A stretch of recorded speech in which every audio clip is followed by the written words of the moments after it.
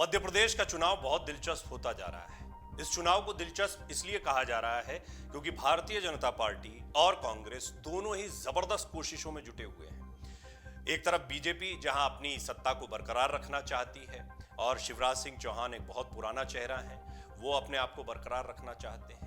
तो दूसरी तरफ कांग्रेस को बहुत उम्मीदें हैं कर्नाटक की जीत के बाद। उन्हें लगता है कि कर्नाटक का असर यहां पर देखने को मिलेगा, इसलिए पूरी ताकत झोंक दी गई है। एक नई रणनीति के साथ में कांग्रेस यहां पर आगे बढ़ रही है। इस सब के बीच में एक बड़ा सवाल खड़ा होता है, क्या मध्य प्रदेश में विधानसभा चुनाव से पहले ज्योतिरादित्य सिंधिया के समर्थक भारतीय जनता पार्टी की मुसीबत बढ़ा रहे हैं या बढ़ाएंगे आने वाले दिनों में? क्या चुनाव से पहले सिंधिया समर्थकों की वजह से बीजेपी में एक सियासी तूफान देखने को मिल रहा है?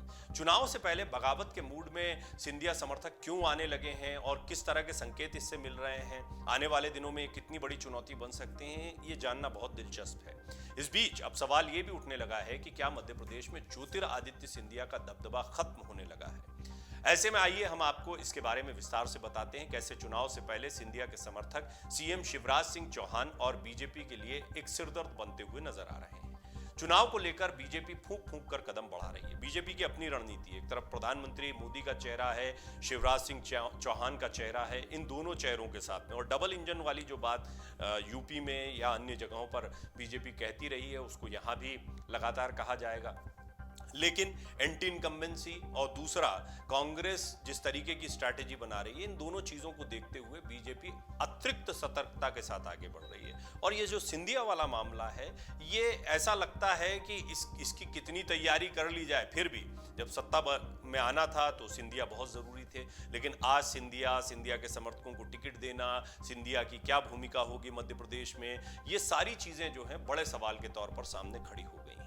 किसी सूरत में अपने कार्यकर्ताओं को बीजेपी नाराज नहीं होने देना चाहती है, इसके लिए वो बिल्कुल तैयार भी नहीं। और निश्चित तौर पर कर्नाटक हो या कोई भी अन्य राज्य हो जहां पर बीजेपी कमजोर पड़ी है, जैसे हिमाचल और कर्नाटक, इन्हीं की बात होती है, तो यहां पर अंदरूनी फूट जो है वो एक सबसे बड़ी वजह के तौर पर सामने आती है। मध्य प्रदेश में चुनावी साल में नेताओं के दल बदल का दौर भी लगातार जारी है। राज्य में अब तक बीजेपी के कई नेता कांग्रेस में शामिल हुए हैं, जिसको लेकर अब कहा जा रहा है कि क्या आने वाले दिनों में मध्य प्रदेश में विधानसभा चुनाव से पहले भारतीय जनता पार्टी को कोई बड़ा झटका लगने वाला है।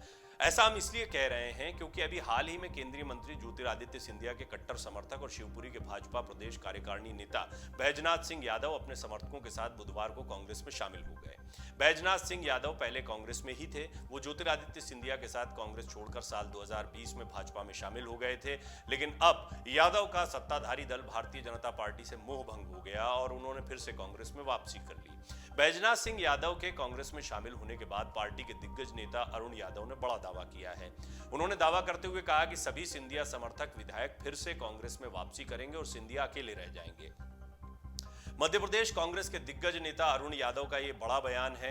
उन्होंने ये कहा कि उनके संपर्क में बीजेपी के कई विधायक हैं, सैकड़ों विधायक वो तो कह रहे हैं, जिनकी कांग्रेस में वापसी हो सकती है। उन्होंने कहा सभी सिंधिया विधायक वापस आएंगे, जिसके बाद ज्योतिरादित्य सिंधिया केवल अकेले रह जाएंगे। देखिए, कोई भी राजनीतिक दल इस तरह के दावे करता है, उत्साहित दिखाई देता है और सामने वाली पार्टी और उसके कार्यकर्ताओं के उत्साह को कमजोर करने की कोशिश करता है।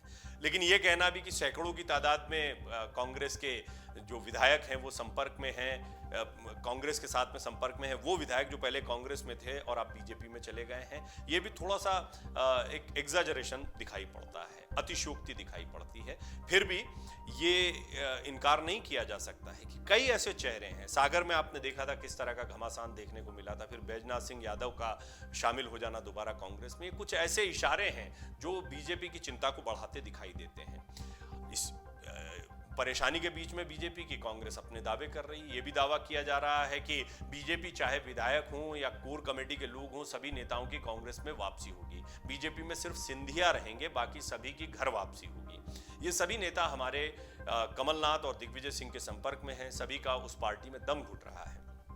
ये सारी बातें अरुण यादव ने कही हैं। मध्य प्रदेश में होने वाले विधानसभा चुनाव के पहले अरुण यादव का एक बड़ा बयान माना जा रहा है। अरुण यादव जिम्मेदार नेता हैं, बड़े नेता हैं, हलचल पैदा करने वाला इस तरह का बयान होता है। उन्होंने कहा जो भी सिंधिया के साथ गए हैं उन सभी की पार्टी में वापसी हो जाएगी। ये बीजेपी की नींद उड़ाने वाला बयान माना जा रहा है, क्योंकि हाल ही में सिंधिया के समर्थक रहे बैजनाथ यादव की कांग्रेस में वापसी हुई है। राजनीति के जानकार तो यहां तक कह रहे हैं कि चुनावी साल में जिस तरह की विद्रोही लहर बीजेपी में उठी है, उसे जल्द से जल्द शांत नहीं किया गया तो पार्टी को 20 से 22 सीटों पर भारी नुकसान उठाना पड़ेगा। पिछले चुनाव की हार से भाजपा ये तो अच्छी तरह से समझ गई है कि 22 सीटों पर नुकसान का मतलब सत्ता से बहुत दूर हो जाना है। दीपक जोशी के कांग्रेस में जाने से भाजपा की छवि को नुकसान हुआ था।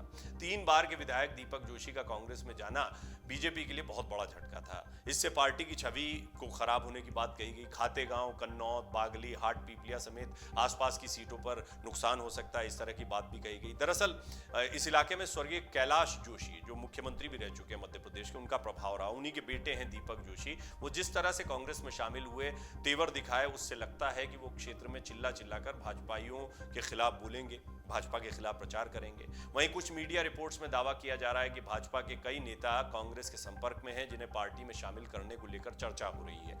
दरअसल कमलनाथ के आवास पर बुधवार को कांग्रेस की उच्च स्तरीय बैठक हुई। कमलनाथ की अध्यक्षता में हुई बैठक में भाजपा से असंतुष्ट नेताओं को कांग्रेस ज्वाइन कराने को लेकर चर्चा हुई। बैठक में तय किया गया कि किसी भी नेता, स्थानीय कमेटी और स्थानीय नेताओं की अनुशंसा के बगैर पार्टी में शामिल नहीं किया जाएगा। इतना ही नहीं, बैठक में यह भी तय किया गया कि किसी नेता को पार्टी में शामिल कराने से पहले स्थानीय नेताओं की अनुशंसा जरूरी होगी। बैठक में पार्टी से संपर्क करने वाले नेताओं को लेकर स्थानीय स्तर पर चर्चा कर जल्द से जल्द उनको पार्टी में शामिल कराने की बात कही गई। बैठक में कांग्रेस कार्यकर्ताओं को पार्टी के वादों को जनता तक पहुंचाने के लिए कहा गया है। दावा किया जा रहा है कि भाजपा के 25 बड़े नेता कांग्रेस के संपर्क में, और अरुण यादव तो ये कह रहे हैं कि सबके सब जितने गए थे सिंधिया के साथ, उनकी घर वापसी हो जाएगी, सिंधिया अकेले रह जाएंगे। हालांकि एक राजनीतिक दावा दिखाई पड़ता है, लेकिन कांग्रेस इससे बड़ी उत्साहित है, जितने भी लोग आ रहे हैं उनसे। आपको बता दें, प्रदेश में इसी साल के अंत में विधानसभा चुनाव होने हैं। बीजेपी जहां सत्ता को बरकरार रखने की कोशिशों में जुटी है, तो वहीं कांग्रेस उसे सत्ता से बाहर का रास्ता दिखाने की कोशिश कर रही है।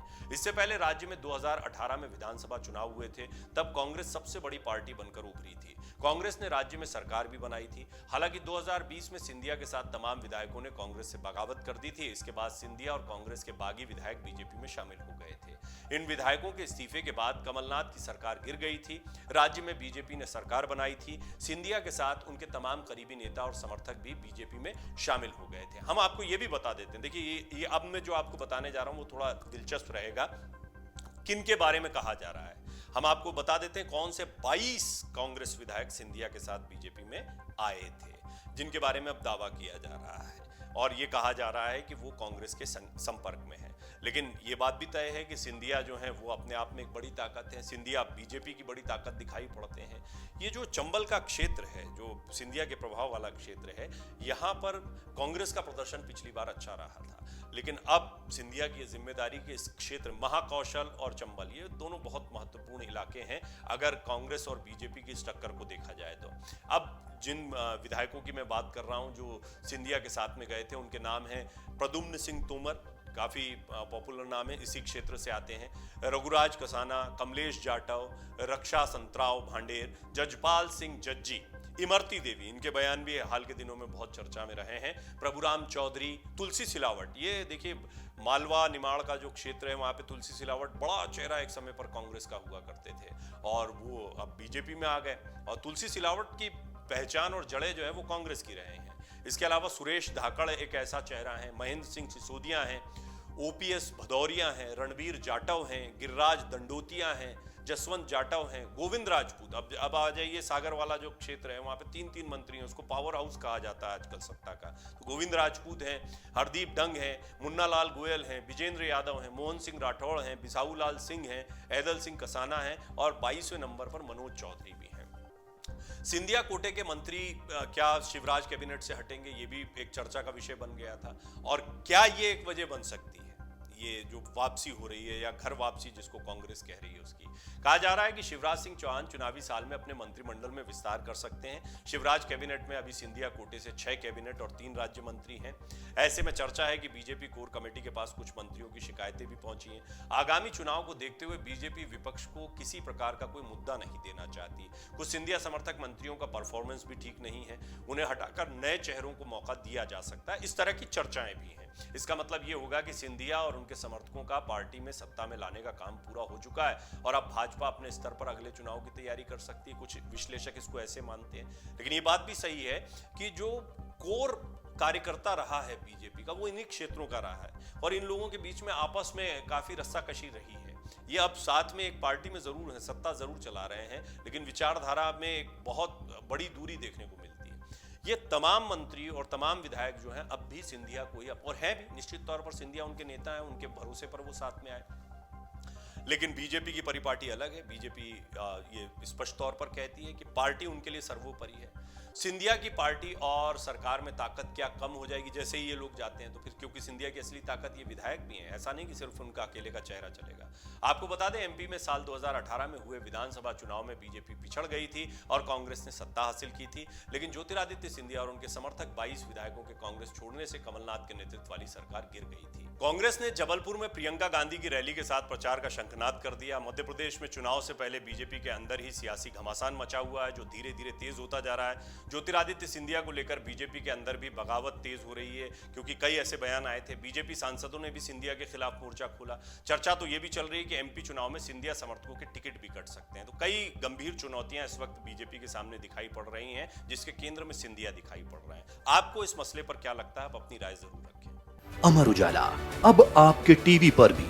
अपने स्मार्ट टीवी पर YouTube पर सर्च करें अमर उजाला, चैनल सब्सक्राइब करें और देखें ताजा खबरें, वो भी HD क्वालिटी में।